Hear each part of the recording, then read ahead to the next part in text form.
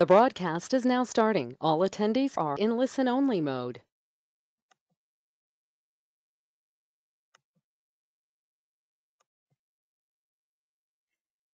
I am Susan Ingalls, and I'm very pleased to welcome you all and our guest presenter, Jason Grant, to today's Sustainability Essentials webinar, in which we are launching the 2022 Wood Furniture Scorecard because our industry is crucial to saving the forests of the world. And that is something that Jason is going to be talking with us about and elaborating for us in just a little bit.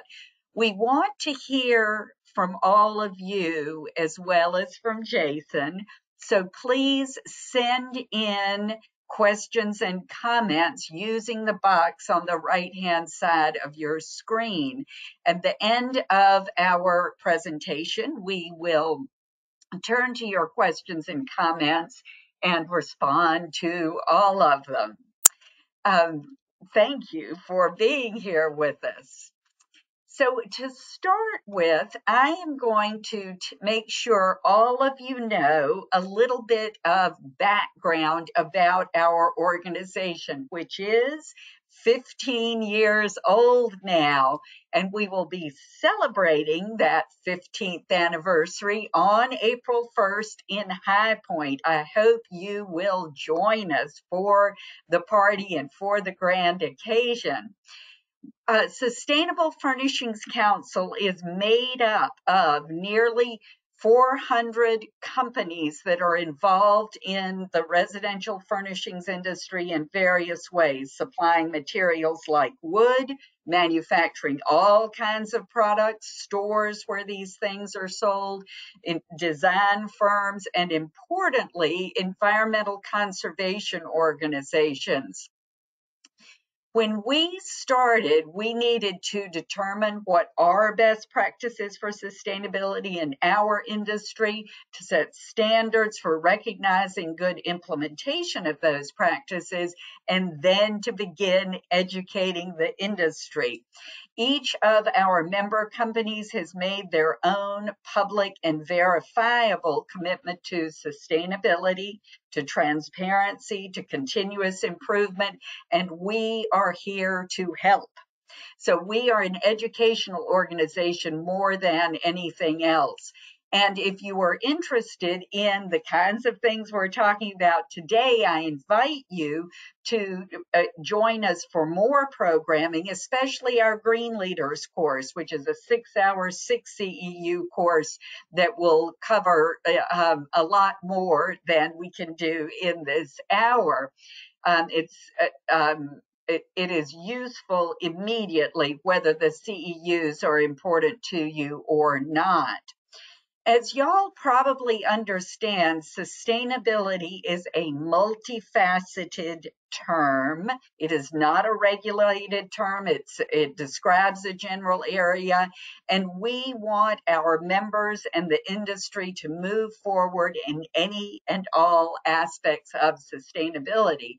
So we are here to support you in pursuing your goals in all these aspects.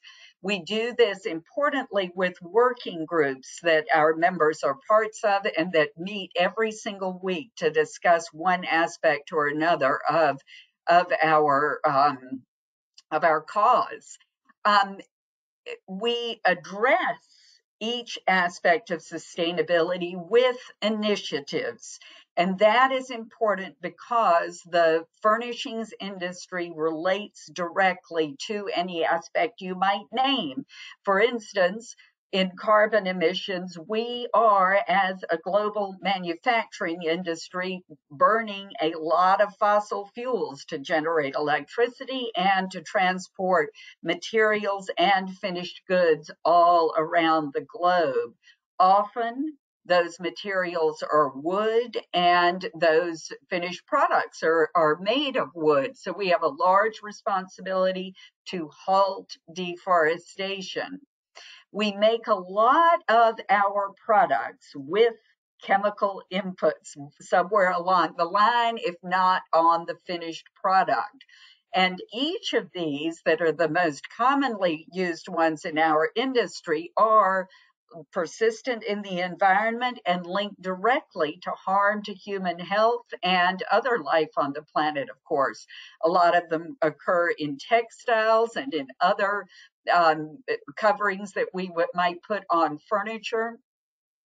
And they often most harm the people who are working to make the products with which we furnish our homes. But social equity is not only an issue there. In today's topic about wood, it is important to note that illegal logging and the trade in that material costs poor countries up to $15 billion a year, locking them into that economic disadvantage.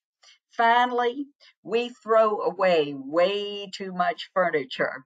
About 6% of landfill waste these days is furniture here in our country. So there's a lot to address with our initiatives. And our Wood Furniture Scorecard is an important way that we address issues of illegal logging and other problems related to deforestation. Today, we are starting the 2022 Wood Furniture Scorecard, in which we assess retailers, looking at whether their wood sourcing choices, their wood furniture and wood material choices are guided by a policy, whether it's a good one and being well implemented, and what else they're doing. So we are going to be telling you about the details of our methodology for 2022 in just a little bit. But to start, we want to tell you why it's important. So with that, I am very pleased to welcome Jason Grant of WWF's Forest Team to talk to us about our responsibility for saving the world's forest. Jason, thank you very much for being here with us today.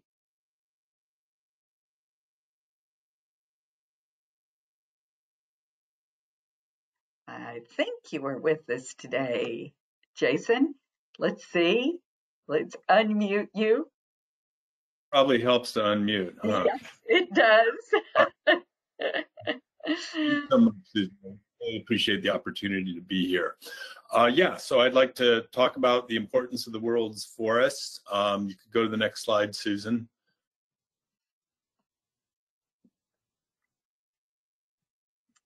Do you see the one that says World Wildlife Fund here?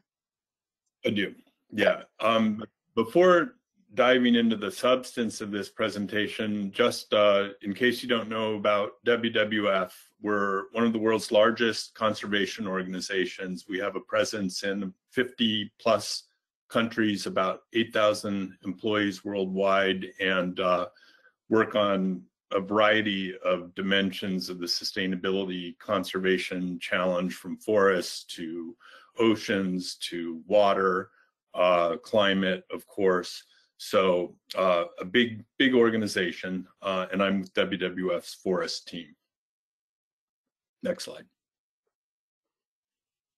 So there's three parts to this presentation. I just want to start by covering the high points, big points about the importance of forests for biodiversity, climate, and people.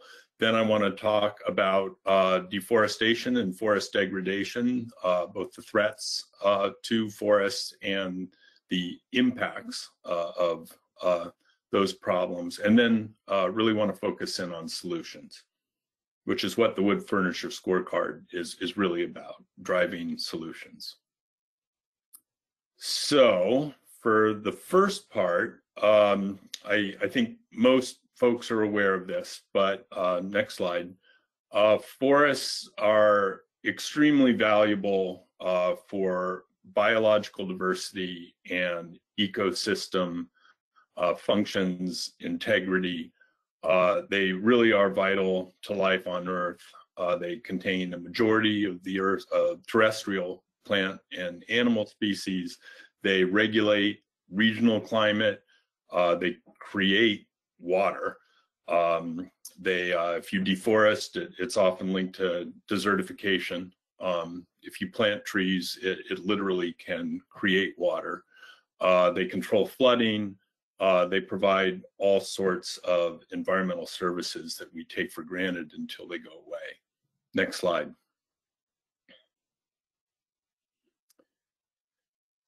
And, you know, as mentioned, forests help regulate the regional climate, but they also play a really crucial role in regulating the global climate. They're, in addition to being these huge reservoirs of biodiversity, they're the largest stores of terrestrial carbon.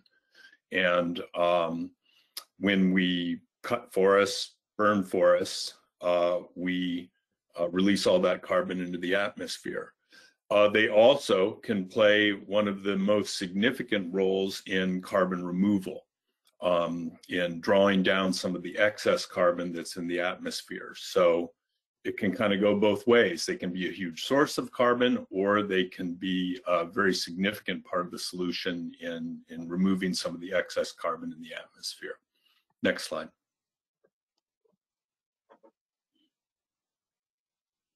So I just want to talk about some of the most important forests that remain from both a biodiversity and climate standpoint. These are priority areas for WWF from a conservation standpoint. There's, of course, the Amazon. Next slide. And it contains a really startling amount of species. 1 in 10 of all known species live in the Amazon. Next slide.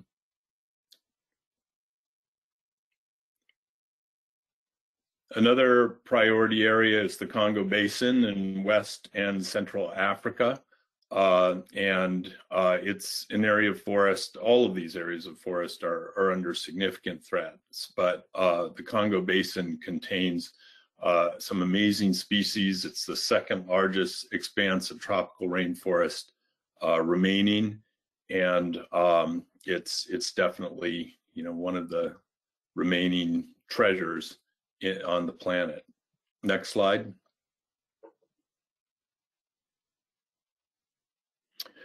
Another priority area is Indonesia and Malaysia. There are really big tracts of intact rainforest remaining in Borneo, in Papua New Guinea. And then also, this isn't in this slide, but Myanmar and Laos contain some significant tracts of remaining rainforest. And next slide, these forests also contain huge amounts of species, including some of the most iconic orangutan and elephants, rhinoceros, although there aren't very many of those left. Next slide.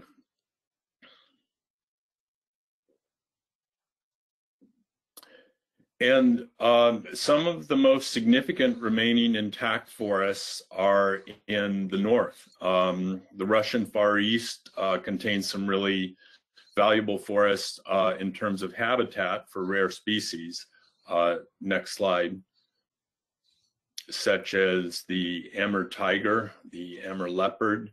Again, really iconic species, but you know, you also have the boreal forests of Canada, for instance, and so really some of the biggest tracts of forest left that haven't been degraded, that are relatively untouched by human activity to date, are in the boreal. They span the northern part of the planet.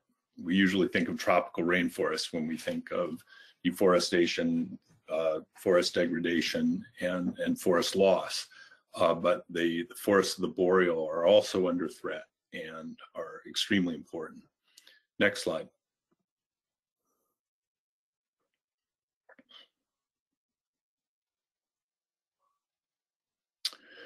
Yeah, so to focus in on the drivers and impacts of deforestation and forest degradation, it's important to differentiate between those two. Deforestation, of course, is going from forest to not forest.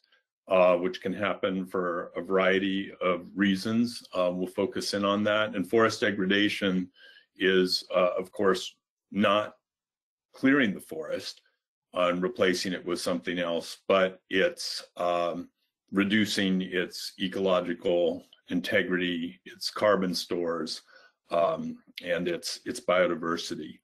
So there's still a lot of deforestation taking place. There's been repeated commitments to ending deforestation, most recently at the COP conference in Glasgow. Hopefully we're going to halt this, turn the tide, but today there's still a lot of forest being cleared.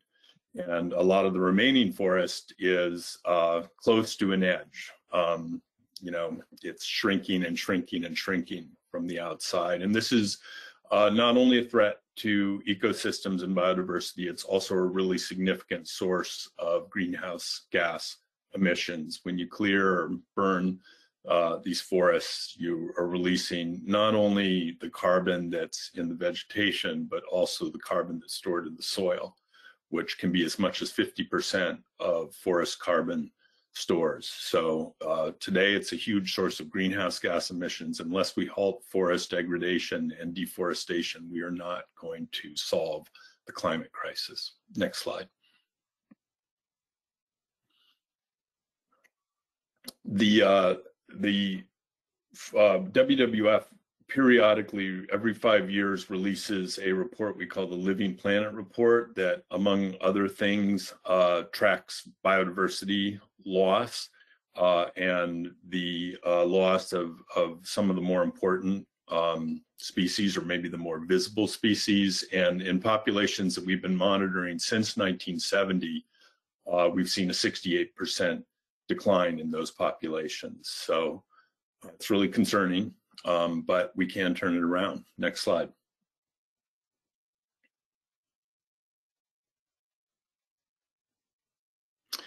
And then the last really important point is the human impacts of forest degradation and deforestation. There's about, 20%, 15% of the world's population that's directly dependent on forests, and then all of us are indirectly dependent. Next slide.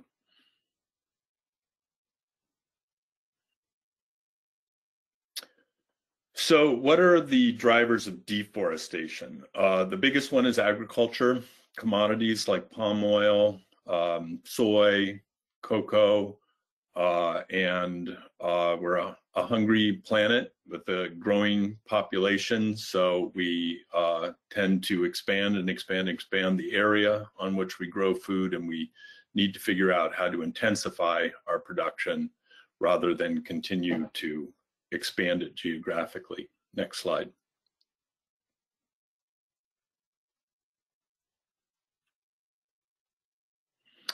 Cattle ranching is a significant driver in some parts of the world, especially the Amazon, Central America. So the world's appetite for beef and leather is an important contributor. Next slide. And then there's a variety of other drivers that play a less significant role, but still are worth mentioning: mining, dams, other industrial development. Next slide.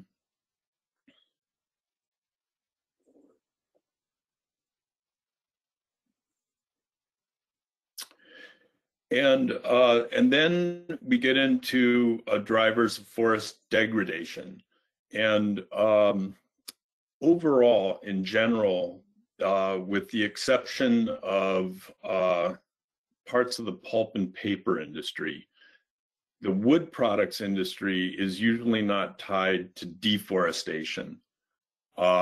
It's relatively rare in the production of timber for wood products that you're going in and clearing the land in order to produce wood products. When people go and clear forests for agriculture, there's a lot of timber there, and that's going to go into trade. But when it comes to deliberately cutting timber for the wood products industry, it's less a deforestation driver, but very much linked to forest degradation. And the single worse contributor to forest degradation is illegal logging, which is unfortunately still very widespread, especially in poorer countries where forest governance is weak, where corruption is rife.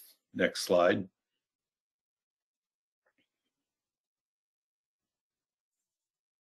And yeah, just to provide you a sense of the scale of this problem, 50 to 90% of forestry activities in tropical countries, very high rates of illegal logging in Russia, Ukraine, Romania are hotspots for illegal logging.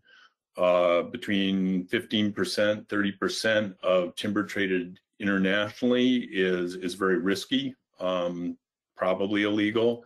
And this depresses prices for timber everywhere.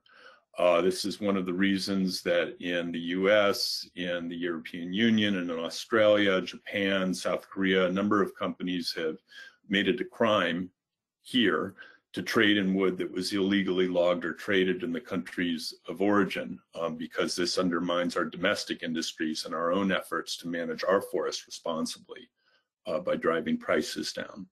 And illegal logging and the associated trade is very much linked with international crime, mafias and cartels in various parts of the world, and arms trade, all sorts of things. So it's a huge problem. As Susan mentioned, it also robs poor countries of the value of their resources, both in terms of getting the revenue from the timber, but also the taxes and duties and royalties that can help fund the development of these countries. So very significant problem. It's rare that illegal logging results in deforestation, like I said, but it can be the first domino in a chain, a sequence of events that leads to total deforestation, because illegal loggers are often the first ones to punch roads into primary forest, into intact forest, and they go in and mine out the commercially valuable species. The forest that they leave behind contains a lot of less valuable trees, and those are more likely to be cleared and agriculture, other uses, because you don't have a resource that has enough valuable timber to lend itself to management once that's happened. And you've also provided access by building roads. Next slide.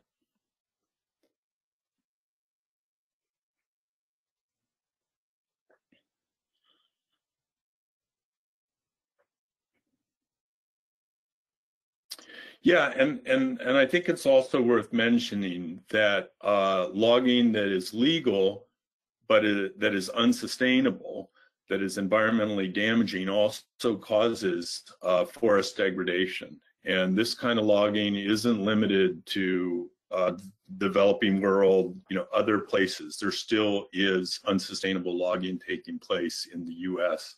and Canada, and managing a forest sustainably, responsibly it's about much more than replanting trees after you cut. It's about maintaining ecosystems. It's about maintaining water quality. It's about maintaining carbon stocks or building carbon stocks. So if, for example, we go into the Tongass rainforest, which is the biggest tract of intact primary forest left in the US, in Alaska, and we go in and log out that old growth and plant little trees, I think it's fairly obvious that we lose a lot, that this is not sustainable. So it's important not to just focus on what's happening in other parts of the world, but to also consider what's happening here at home. Next slide.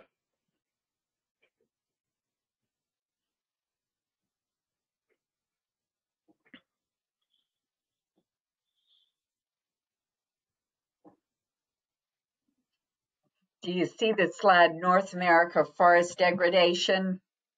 Yeah, it just came up, and I think I already made this point. So Okay. we So now we're on can, solutions. yeah, we're on to solutions, which is good. Enough of the depressing stuff, and on to the hopeful stuff. Next slide.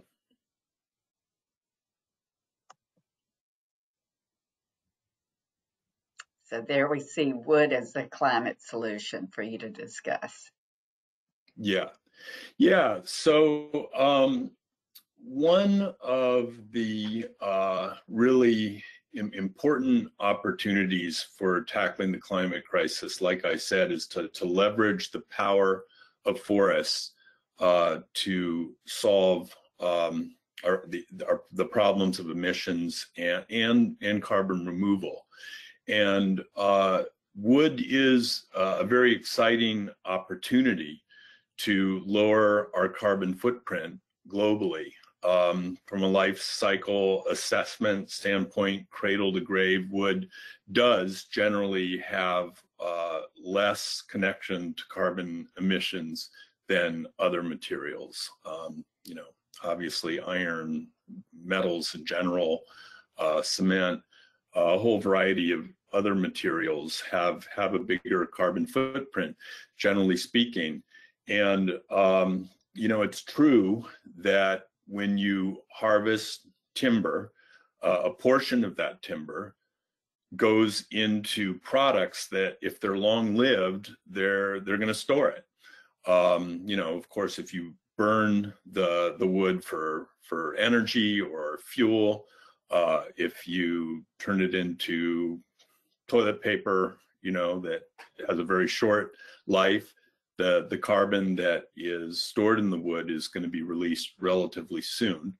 But if you put it into products like furniture or the structures of buildings, it can last a long time, and then you're growing new trees which are absorbing carbon, and you could sort of look at it, you're sort of transferring carbon into our economy, into our built environment, into the products that we use. It's being stored there. You're absorbing more. I mean, you could see you're sort of feeding a reservoir of stored carbon. Next slide. But it really does, whether or not wood and forest management, logging is the climate solution, really does depend on where the wood comes from and how it's harvested. And just using wood alone, we're not going to consume our way out of the climate crisis, whether it's wood or other materials. And we really have to consider the impacts on the source ecosystems. So the keys to leveraging forests as a climate solution are really threefold. There's three pillars. There are forests that we need to conserve that should not be logged. Like I said, going in and logging the Tongass makes no sense from a climate standpoint. So primary forests are forests that are, again, relatively untouched by human activity. And primary forests, the carbon stores have maxed out. And when you think about it, it makes sense. The amount of vegetation is about as much as it can be. The carbon stores in the soils, they built up and built up and built up over hundreds or thousands of years. And you kind of have as much as you can have. So anytime you go in and log that forest or convert that forest, you are creating net emissions to the atmosphere. So for that reason alone, we really should be trying to draw the line and protect these precious remaining primary forests. And another important pillar for harnessing the power of forests as climate solutions is restoration. So going in and planting trees where there aren't trees today in ways that are ecologically appropriate and socially beneficial. But there's also an important component of restoration that focuses on secondary forests. So not just planting little trees, but how do we shepherd forests that have been previously used in different ways, including for timber? How do we manage those towards a healthier condition and towards higher carbon stores?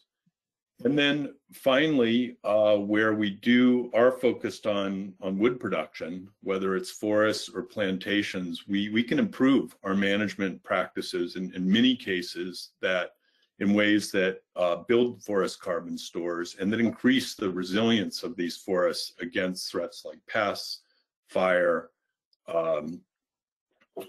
insect, beetle pathogens. In general, ecosystems are more resilient to these sorts of threats than monocultures are, for example.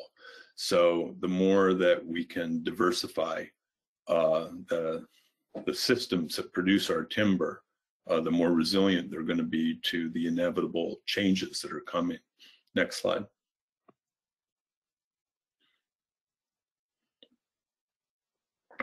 So, yeah, I think that's a keep going, Susan. It has a fade within it. Yeah. Void illegal. So, right. So practically speaking, what can we do to really be part of the solution? So one is avoiding illegal and unsustainable wood. There's a variety of ways to mitigate the risk of using illegal wood or unsustainable wood, but the single best way that I know of is to proactively go out and source good wood. It's much easier to source the good than it is to avoid the bad. So pretty obvious that if you're reusing a resource that otherwise would go to waste, it's a good thing. So using wood that's reclaimed from buildings or other structures, urban wood that is from trees that are used for agriculture, orchard wood no longer gets used. There's a lot of ways to, and then of course recycling where that's possible. These are all really important parts of the solution. Next slide.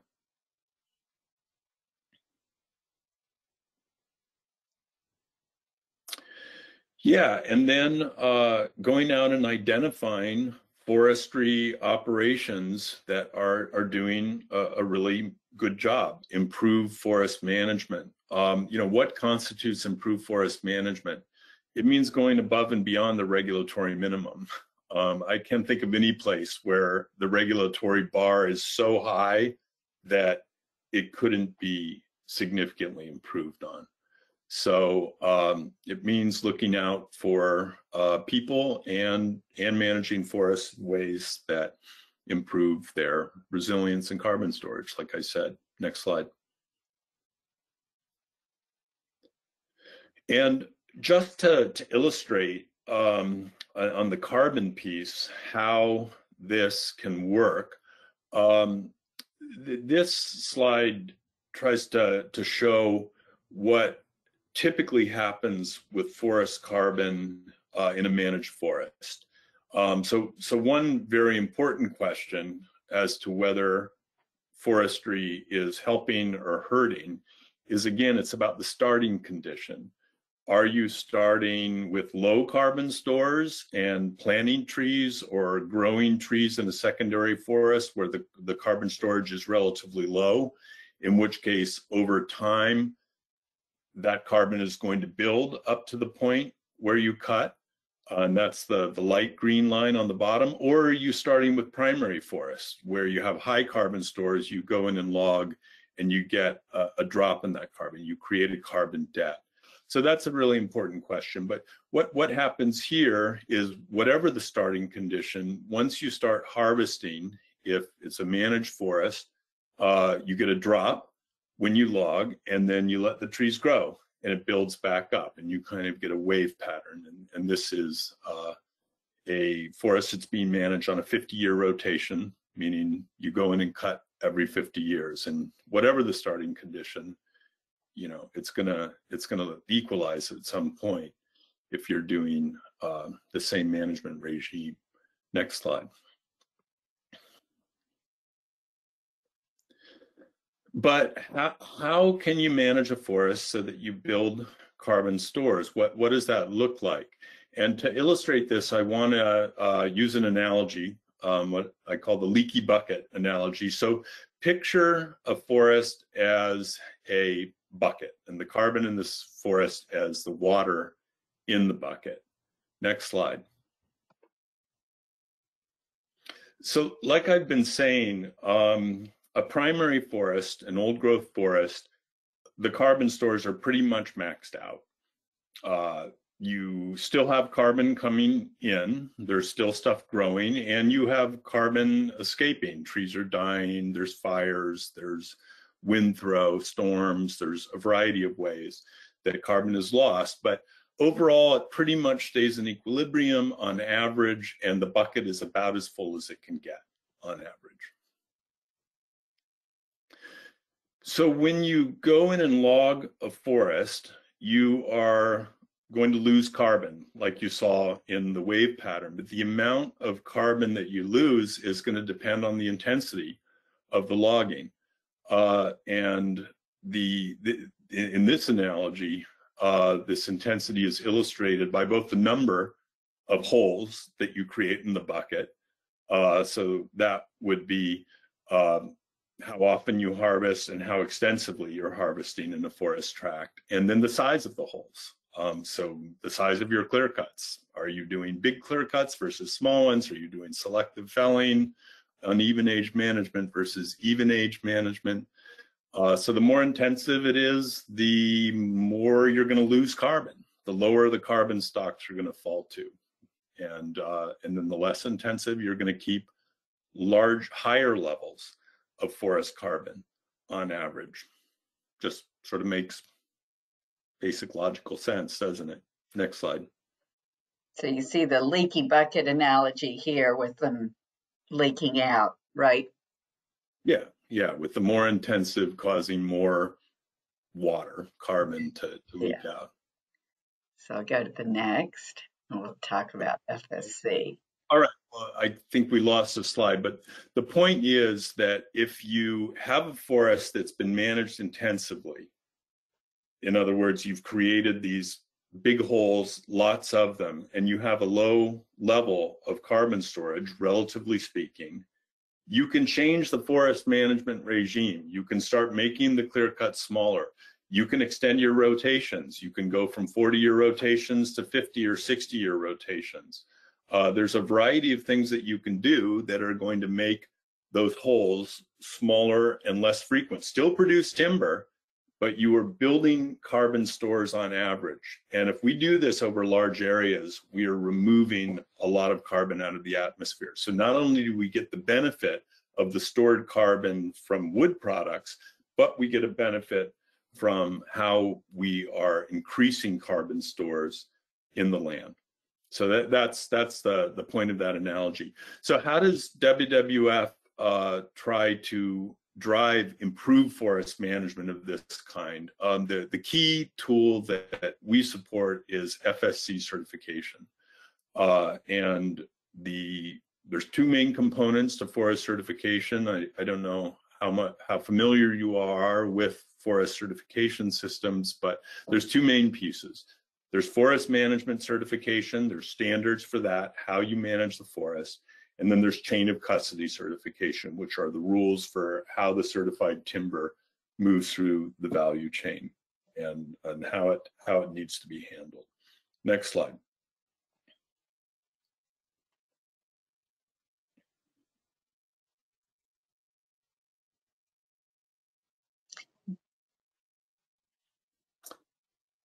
Yeah, and so what makes FSC different, or what makes it superior?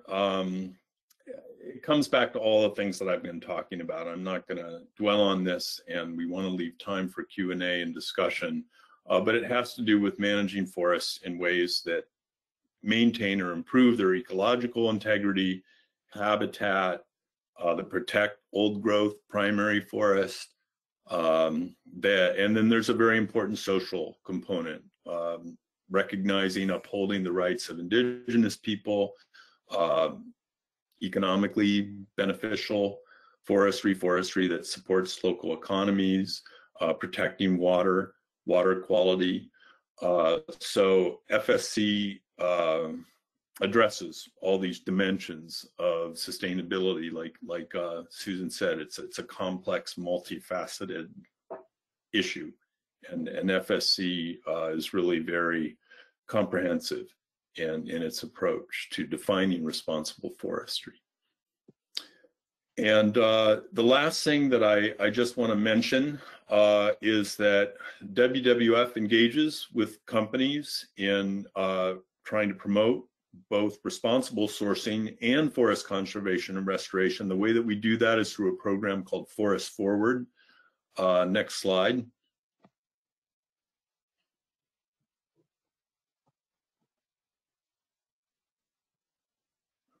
And I think we bring a lot to the table in supporting the companies that we work with. We have a pretty wide-ranging and deep pool of expertise. We provide a lot of opportunities for information sharing between the companies that we work with. And we also can leverage collective power in advancing public policy, addressing these problems at scale. We work with some pretty big companies: Hewlett-Packard, Procter & Gamble, Kimberly-Clark, International Paper, Lowe's, Williams-Sonoma. We have a pretty good stable of companies, and we're looking to grow it. Next slide.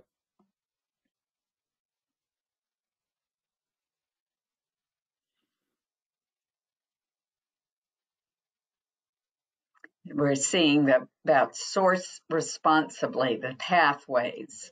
Yeah, right. And so doing the kinds of things that we've been talking about, both developing a policy that's kind of your North Star for responsible sourcing, like here's where we're setting out to get to, and then developing the roadmap that's going to get you to that destination, and really getting the nitty-gritty of implementing the policy. This is a lot of the work that we do and that I do with companies on the wood product side of the industry. I'm the lead with companies that deal in wood products as opposed to pulp and paper products. I have a pretty decades of experience in this area, and continue to learn with the companies that I'm working with. We have a really neat collaborative process going now with Lowe's and Williams-Sonoma, and with some input from IKEA, where we're together working on common problems and best practices. I'm finding that collaboration is really rich. And this is, I think, how we move the dial, by getting leadership companies together to really drive change. So with that, I'm going to turn it back to you, Susan, to talk about the Wood Furniture Scorecard. Thank you so much, Jason. As you said, the Wood Furniture Scorecard is a good example of a solution to the problem of our degraded and diminishing forests around the world. So it is really my pleasure to be working with you this 5th year on the Wood Furniture Scorecard. We started in 2018, and now we are beginning assessments for the 2022 Wood Furniture Scorecard, which we will publish in October. What we start now is looking at retailers' websites to see whether we find a policy, whether it is a robust looking policy, whether we have evidence that it is being implemented well, and then we look for other actions the company might be taking. Continuous improvement is of utmost importance to us in this scorecard, as well as in the rest of our work here at Sustainable Furnishings Council. So the first thing I want you to notice about this year's scorecard is that we have upped the number of points, and we have not upped how many points a company must earn to be recognized as a top scorer or to be recognized as a high scoring company. This year, we are also going to recognize companies that make a great deal of improvement, even if they don't quite hit the high score mark. If they improve at least 10 points from previous years, we are going to recognize them. Now, this is what we are looking for in a policy. We are looking for it to be posted on the company's website.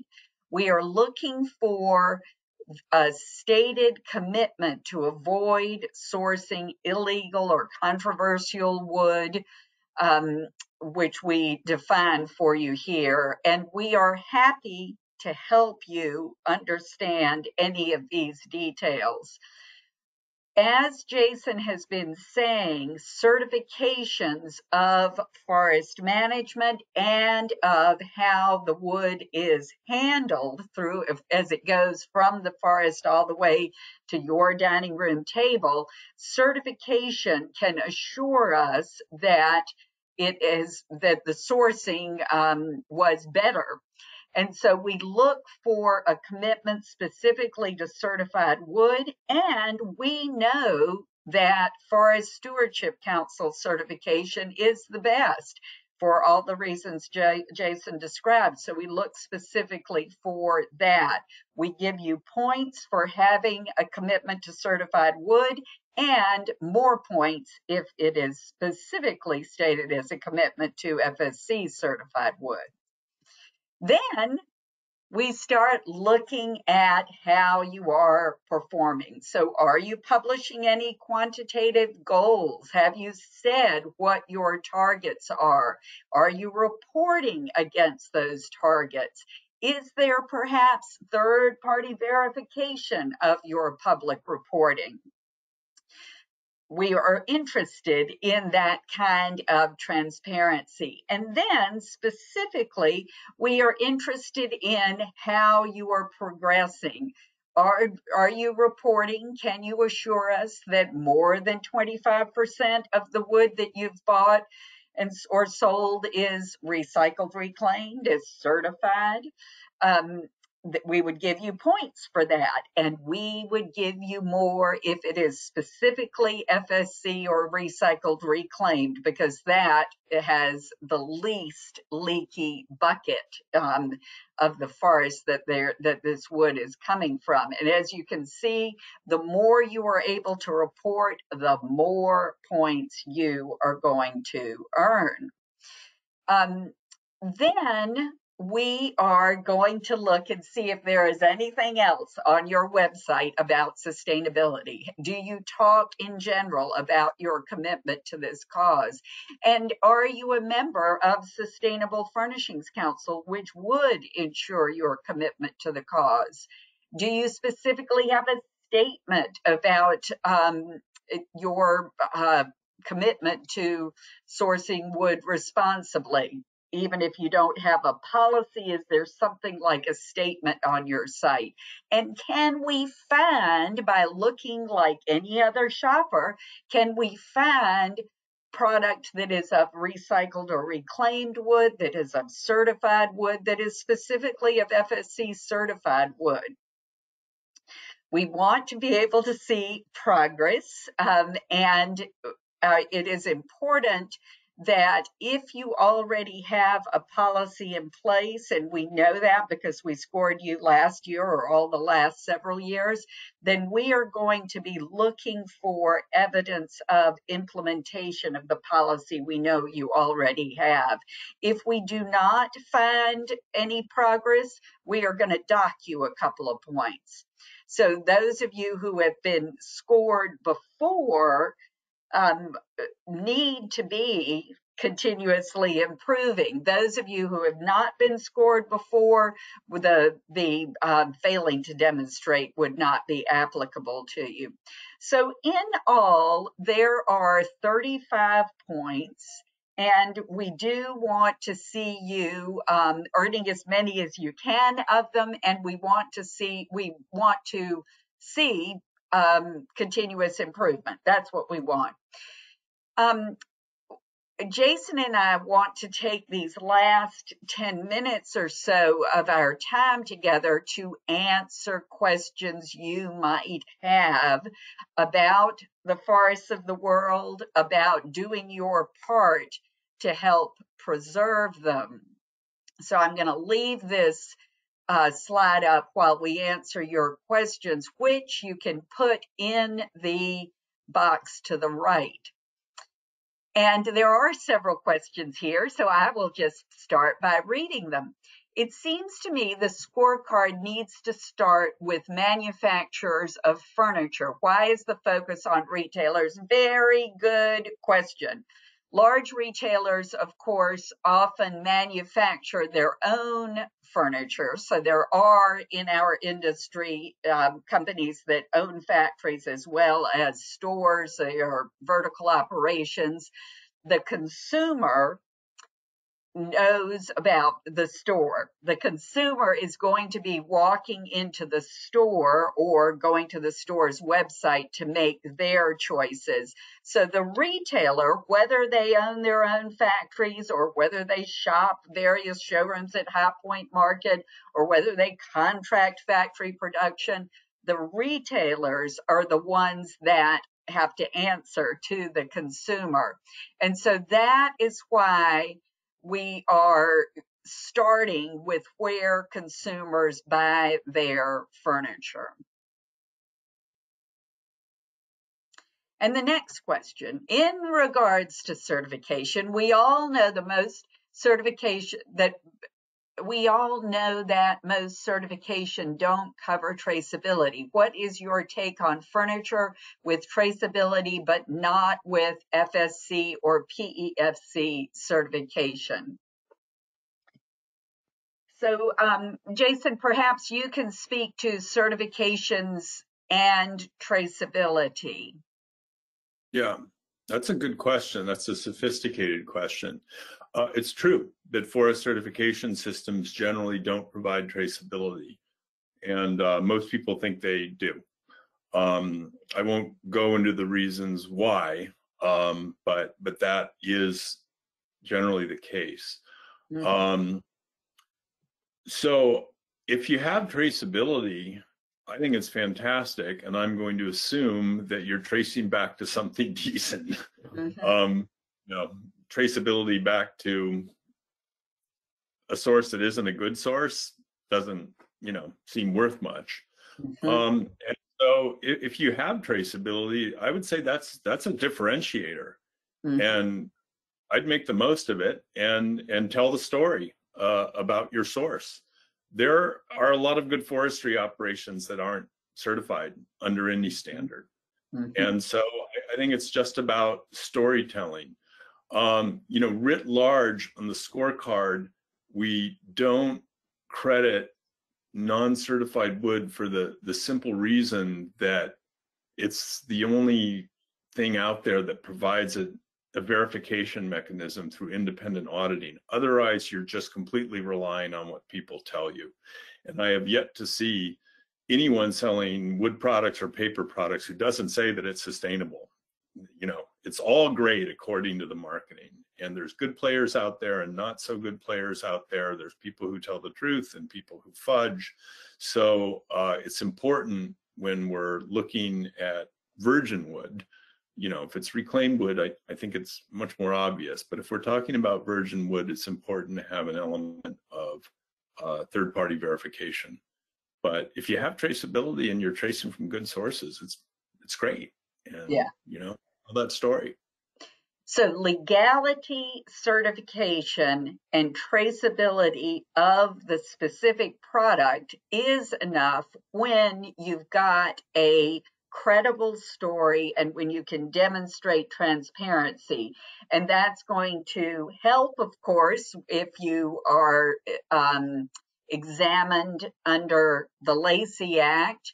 But it is, as you are saying, Jason, also going to help with selling the product because consumers care.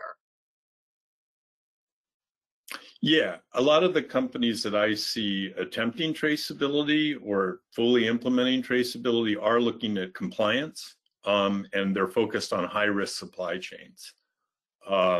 So it's about risk mitigation and legal compliance, such as under Lacey, rather than about a sustainability story in a lot of cases. But it can be about a sustainability. Obviously. Yeah. Good, good. Next question is this: is using a manufactured wood material or certified MDF a sustainable practice?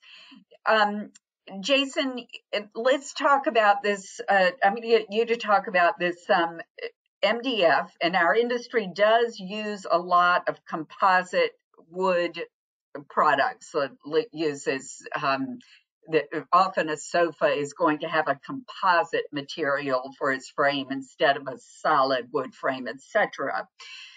So there is more energy that goes into making that composite material, and there are certified composite materials, but talk to us some about the relative sustainability in your view of MDF, for instance.